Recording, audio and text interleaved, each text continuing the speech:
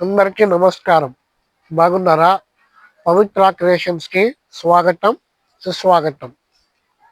ఈరోజు మనం మాట్లాడుకునే అద్భుతమైన ఒక అంశం. అద్భుతమైందంటారా?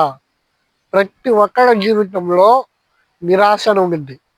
నిరాశ అంటే ఆశని కోల్పోవడం. అంటే తను ఎదుర్కొంటున్న ఆ ఆశని కోల్పోయినప్పుడు మనకొచ్చేదే నిరాశ. ఈ నిరాశ అనేది ప్రతి ఒక్కళ్ళు ఇదిగో జేబులో ఈ మైక్ ఉంది కదా, ఈ మైక్ ఎలా పెట్టుకుంటారో అలా పెట్టుకొని ఉంటారు. ఎందుకు?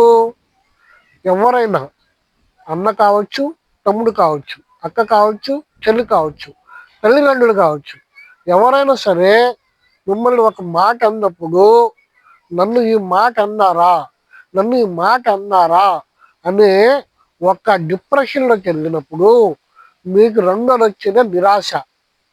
అంటే ఏ పని చేసినప్పుడు కూడా అయ్యో నన్ను పలానా మాటని దూషిస్తున్నారు, నేను ఈ పని చేసి ఉపయోగం ఏముంది, అందుకని నేను చెయ్యను, నేను ఉండలేను, నాకు జీవితంలో గౌరవం లేదని చెప్పి ఒక నిరాశలో ఒక డిప్రెషన్లోకి వెళ్తాను. లేదు ఒక ఉద్యోగం రాలేదనుకో డిప్రెషన్లోకి వెళ్తారు. లేదు పెళ్లి కాలేదంటే డిప్రెషన్లోకి వెళ్తారు. లేదు నువ్వు వ్యాపారంలో నష్టపోయినా డిప్రెషన్లోకి వెళ్తారు. అయితే ఈ నిరాశ, ఈ డిప్రెషన్ నుంచి ఎలా మనం బయటికి రావాలి? ఇదే మనం ఈరోజు నేర్చుకునే పార్ట్ 1. దీనికి కొనసాగింపుగా పార్ట్ 2 ఉండింది. అయితే ఈరోజు పార్ట్ 1లో ఈ నిరాశను మనము ఎలా అధిగమించాలి అనేది తెలుసుకుందాం. అయితే ఈ నిరాశ అనేది నీకే కాదు, ప్రతి మనిషికి ఉంటుంది. ప్రతి మనిషికి ప్రతి మనిషికి నిరాశ ఉంటుంది.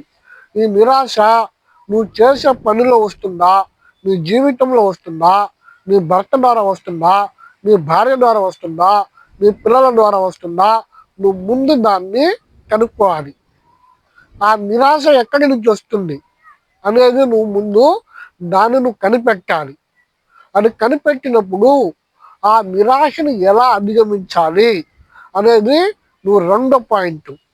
అది ఎక్కడి నుంచి వస్తుందని కనిపెట్టాలి. రెండోది దాన్ని ఎలా అధిగమించాలి.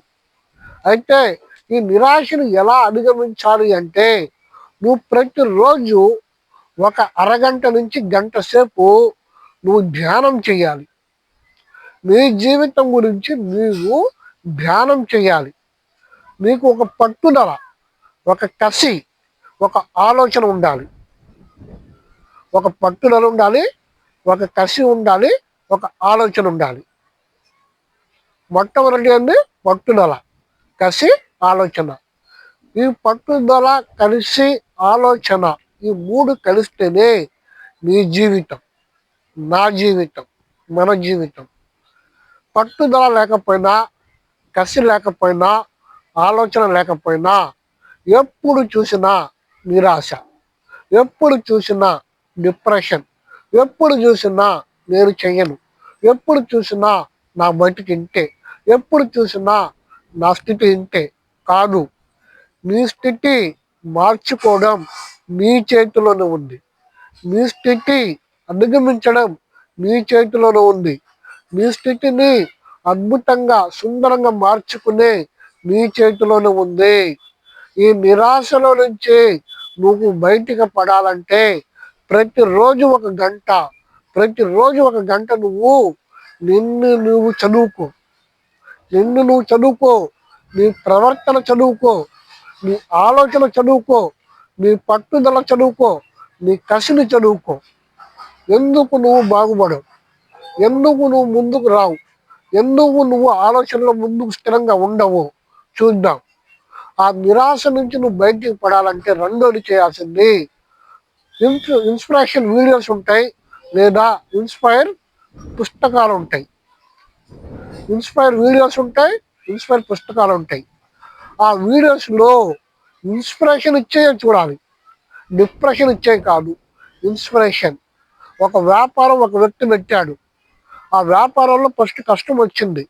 ఆ కష్టం వచ్చిందని చెప్పి వదిలేశాడు అనే దగ్గర ఆగకూడదు.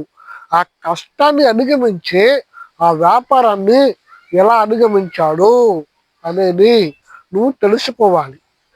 అవునా? ఈ పట్టుదల, కసి, ఆలోచన గురించి పార్ట్ 2లో మాట్లాడుకుందాం. ఈ సమాచారం నీకు నచ్చితే నీ అమూల్యమైన అభిప్రాయాన్ని కామెంట్ రూపంలో తెలియచేయి. 10 మందికి షేర్ చేయి. నమస్తే.